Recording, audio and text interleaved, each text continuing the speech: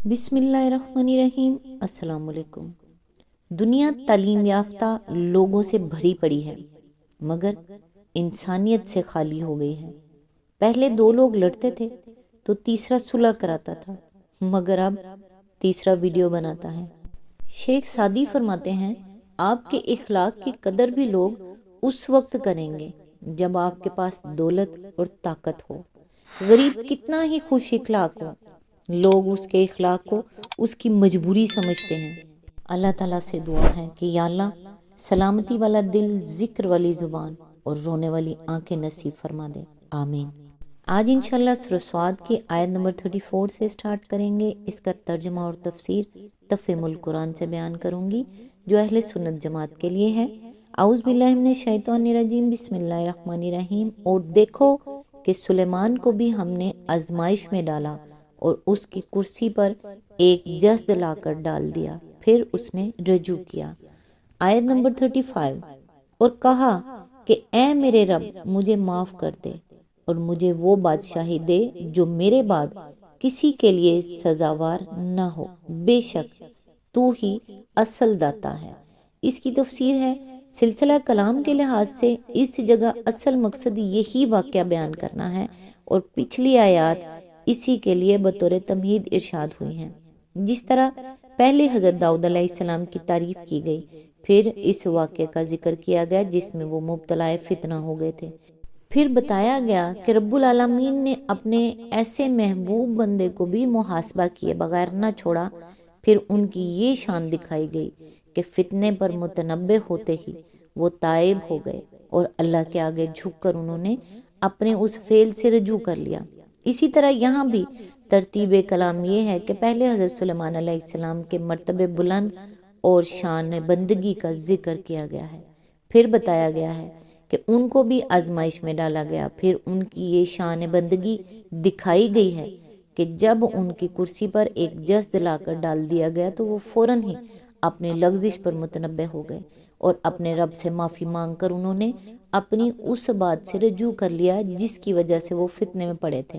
बलफाज दीगर अल्लाह ताला इन दोनों किस्सों से बेक वक्त दो बातें ज़हन नशीन कराना चाहता है। एक ये कि इसके बेलाग मुहासबे से अंबिया तक नहीं बच सके हैं। दूसरे ये कि बंदे के लिए सही रवैया कसूर करके अकड़ना नहीं है, बल्कि इसका काम ये है कि जिस वक्त भी उसे अपनी गलती का एहसास हो जाए, उसी वक्त वो आजिज़ी के साथ अपने रब के आगे झुक जाए।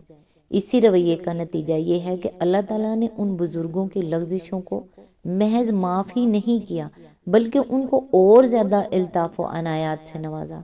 यहाँ फिर ये सवाल पैदा होता है, वो फितना क्या था जिसमें हज़रत सुलेमान अलैहिस्सलाम पड़ गए थे, और उनकी कुर्सी पर एक जसद लाकर डाल देने का क्या मतलब है, और इस जसद का लाकर डाला जाना उनके लिए किस नोयत की तंबी थी जिस पर उन्होंने तौबा की। इसके जवाब में मुफस्सरीन ने चार मुख्तलिफ मसलक इख्तियार किए हैं। एक ग्रोह ने एक लंबा चौड़ा अफसाना बयान किया है जिसकी तफसीलात में उनके दरमियान बहुत कुछ इख्तलाफात हैं, मगर सब का खुलासा ये है कि हज़रत सुलेमान अलैहिस्सलाम से या तो ये कसूर हुआ था कि उनके महल में एक बेगम 40 दिन तक बुत परस्ती करती रही और वो उससे बेखबर रहे, या ये कि वो चंद रोज तक घर में बैठे रहे और किसी मजलूम की दाद रसी ना की। इस पर उनको ये सजा मिली कि एक शैतान किसी न किसी तरह उनकी वो अंगूठी उड़ा ले गया जिसकी बदौलत वो जिन्नो इंस और हवाओं पर हुकूमत करते थे।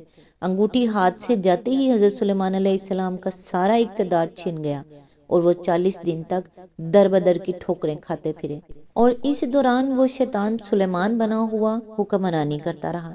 सुलेमान की कुर्सी पर एक जस्द डाल देने से मुराद यही शैतान है जो कुर्सी पर बैठ गया था। बाज़ हजरात यहाँ तक भी कह गुजरते हैं कि उस ज़माने में इस शैतान से हरम सुलेमान की ख़वातीन तक की इस्मत महफूज न रही।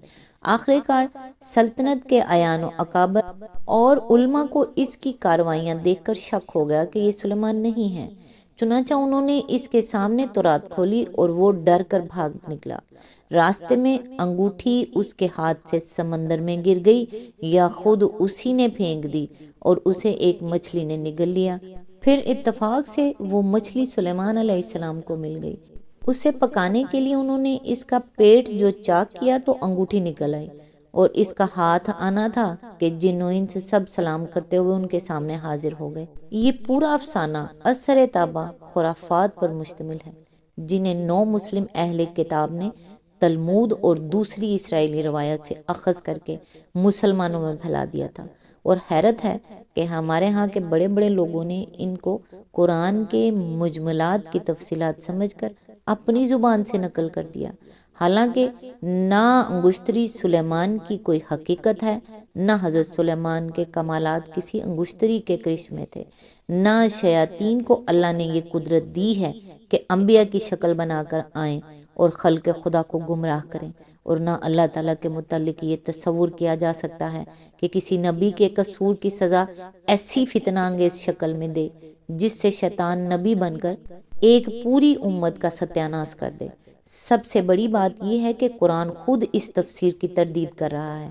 آگے آیات میں اللہ تعالیٰ کا ارشاد ہے کہ جب یہ آزمائش حضرت سلیمان علیہ السلام کو پیش آئی اور انہوں نے ہم سے معافی مانگ لی، تب ہم نے ہوا اور شیاطین کو ان کے لیے مسخر کر دیا، لیکن یہ تفسیر اس کے برعکس یہ بتا رہی ہے کہ شیاطین پہلے ہی انگشتری کے طفیل حضرت سلیمان علیہ السلام کے تابع فرمان تھے۔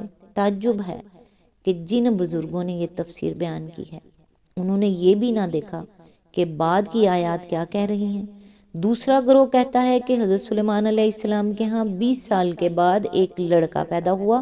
شیاطین کو خطرہ ہوا کہ اگر سلیمان کے بعد یہ بادشاہ ہو گیا تو ہم پھر اسی غلامی میں مبتلا رہیں گے، اس لیے انہوں نے اسے قتل کر دینے کی ٹھانی۔ حضرت سلیمان علیہ السلام کو اس کا علم ہو گیا اور انہوں نے اس لڑکے کو بادلوں میں چھپا دیا تاکہ وہیں اس کی پرورش ہوتی رہے۔ یہی وہ فتنہ تھا جس میں حضرت سلیمان علیہ السلام مبتلا ہوئے تھے کہ انہوں نے اللہ پر توکل کرنے کی بجائے بادلوں کی حفاظت پر اعتماد کیا۔ اس کی سزا ان کو یہ دی گئی کہ وہ بچہ مر کر ان کی کرسی پر آ گرا۔ یہ افسانہ بھی بالکل بے سروپا اور صریح قرآن کے خلاف ہے، کیونکہ اس میں بھی یہ فرض کر لیا گیا ہے کہ ہوائیں اور شیاطین پہلے سے حضرت سلیمان علیہ السلام کے لیے مسخر تھے، حالانکہ قرآن صاف الفاظ میں ان کی تسخیر کو اس فتنے کے بعد کا واقعہ بتا رہا ہے۔ تیسرا گروہ کہتا ہے کہ حضرت سلیمان علیہ السلام نے ایک روز قسم کھائی کہ آج رات میں اپنی 70 بیویوں کے پاس جاؤں گا اور ہر ایک سے ایک مجاہد فی سبیل اللہ پیدا ہوگا، مگر یہ بات کہتے ہوئے انہوں نے انشاءاللہ نہ کہا۔ اس کا نتیجہ یہ ہوا کہ صرف ایک بیوی حاملہ ہوئی اور ان سے بھی ایک ادھورا بچہ پیدا ہوا جسے دائی نے لا کر حضرت سلیمان علیہ السلام کی کرسی پر ڈال دیا۔ یہ حدیث حضرت ابو ہریرہ نے نبی صلی اللہ علیہ وآلہ وسلم سے روایت کی ہے اور اسے بخاری و مسلم اور دوسرے محدثین نے متعدد طریقوں سے نقل کیا ہے۔ خود بخاری میں مختلف مقامات پر یہ روایت جن طریقوں سے نقل کی گئی ہے ان میں سے کسی میں بیویوں کی تعداد 60 بیان کی گئی ہے، کسی میں 70، کسی میں 90، کسی میں 99 اور کسی میں 100، جہاں تک اسناد کا تعلق ہے۔ ان میں سے اکثر روایات کی سند قوی ہے اور با اعتبار روایات اس کی صحت میں کلام نہیں کیا جا سکتا، لیکن حدیث کا مضمون صریح عقل کے خلاف ہے اور پکار کر کہہ رہا ہے کہ یہ بات نبی صلی اللہ علیہ وآلہ وسلم نے اس طرح ہرگز نہ فرمائی ہوگی جس طرح وہ نقل ہوئی ہے، بلکہ آپ نے غالباً یہود کی یاوہ کا ذکر کرتے ہوئے کسی موقع پر اسے بطور مثال بیان فرمایا ہوگا، اور سامع کو یہ غلط فہمی لاحق ہو گئی کہ اس بات کو حضور صلی اللہ علیہ وآلہ وسلم خود بطور واقعہ بیان فرما رہے ہیں۔ ایسی روایات کو محض صحت سند کے زور پر لوگوں کے حلق سے اتروانے کی کوشش کرنا دین کو مضحکہ بنانا ہے۔ ہر شخص خود حساب لگا کر دیکھ سکتا ہے کہ جاڑے کے طویل ترین رات میں بھی عشاء اور فجر کے درمیان 10-11 گھنٹے سے زیادہ وقت نہیں ہوتا۔ اگر بیویوں کی کم سے کم تعداد 60 ہی مان لی جائے تو اس کے معنی یہ ہیں کہ حضرت سلیمان علیہ السلام اس رات بغیر دم لیے فی گھنٹہ 6 بیویوں کے حساب سے مسلسل 10 گھنٹے یا 11 گھنٹے مباشرت کرتے چلے گئے۔ کیا یہ عملاً ممکن بھی ہے اور کیا یہ توقع کی جا سکتی ہے کہ حضور صلی اللہ علیہ وآلہ وسلم نے یہ بات واقعے کے طور پر بیان کی ہوگی؟ پھر حدیث میں یہ بات کہیں نہیں بیان کی گئی ہے کہ قرآن مجید میں حضرت سلیمان علیہ السلام کی کرسی پر جس جسد کے ڈالے جانے کا ذکر آیا ہے اس سے مراد یہی ادھورا بچہ ہے۔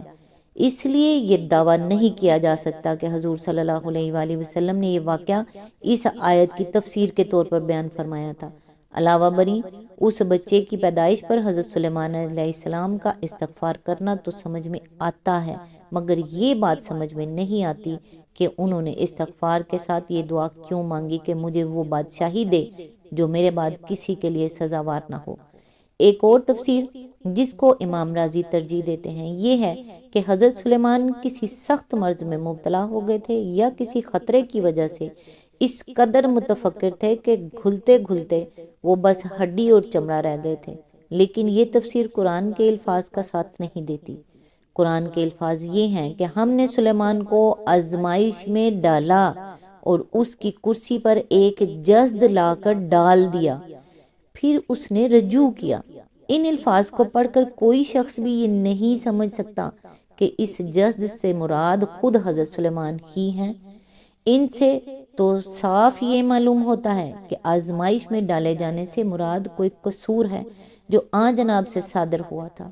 اس قصور پر آپ کو تنبیہ اس شکل میں فرمائی گئی، آپ کی کرسی پر ایک جسد لا ڈالا گیا اور اس پر جب آپ کو اپنے قصور کا احساس ہوا تو آپ نے رجوع فرما لیا۔ حقیقت یہ ہے کہ یہ مقام قرآن مجید کے مشکل ترین مقامات میں سے ہے اور حتمی طور پر اس کی کوئی تفسیر بیان کرنے کے لیے ہمیں کوئی یقینی بنیاد نہیں ملتی۔ لیکن حضرت سلیمان کی دعا کے یہ الفاظ کہ اے میرے رب مجھے معاف کر دے اور مجھ کو وہ بادشاہی دے جو میرے بعد کسی کے لیے سزاوار نہ ہو، اگر تاریخ بنی اسرائیل کی روشنی میں پڑھے جائیں تو بظاہر یوں محسوس ہوتا ہے کہ ان کے دل میں غالباً یہ خواہش تھی کہ ان کے بعد ان کا بیٹا جانشین ہو اور حکومت و فرمانروائی آئندہ انہی کی نسل میں باقی رہے۔ اسی چیز کو اللہ تعالیٰ نے ان کے حق میں فتنہ قرار دیا اور اس پر وہ اس وقت متنبہ ہوئے جب ان کا ولی عہد رہوبام ایک ایسا نالائق نوجوان بن کر اٹھا جس کے لچھن صاف بتا رہے تھے کہ وہ داؤد اور سلیمان علیہ السلام کی سلطنت 4 دن بھی نہ سنبھال سکے گا۔ ان کی کرسی پر ایک جسد لا کر ڈالے جانے کا مطلب غالباً یہی ہے کہ جس بیٹے کو وہ اپنی کرسی پر بٹھانا چاہتے تھے وہ ایک کندہ نا تراش تھا۔ تب انہوں نے اپنی اس خواہش سے رجوع کیا اور اللہ تعالیٰ سے معافی مانگ کر درخواست کی کہ بس یہ بادشاہی مجھی پر ختم ہو جائے، میں اپنے بعد اپنی نسل میں بادشاہی جاری رہنے کی تمنا سے باز آیا۔ بنی اسرائیل کی تاریخ سے بھی یہی معلوم ہوتا ہے کہ حضرت سلیمان علیہ السلام نے اپنے بعد کسی کے لیے بھی جانشینی کی نہ وصیت کی اور نہ کسی کی اطاعت کے لیے لوگوں کو پابند کیا۔ بعد میں ان کے ایان سلطنت نے رہوبام کو تخت پر بٹھایا، مگر کچھ زیادہ مدت نہ گزری تھی کہ بنی اسرائیل کے 10 قبیلے شمالی فلسطین کا علاقہ لے کر الگ ہو گئے اور صرف یہودا کا قبیلہ بیت المقدس کے تخت سے وابستہ رہ گیا۔ آج تک کے لیے بس اتنا ہی، نیکسٹ انشاءاللہ آیت نمبر 36 سے سٹارٹ کریں گے۔ تب تک کے لیے دعاؤں میں یاد رکھیے گا۔ اللہ حافظ۔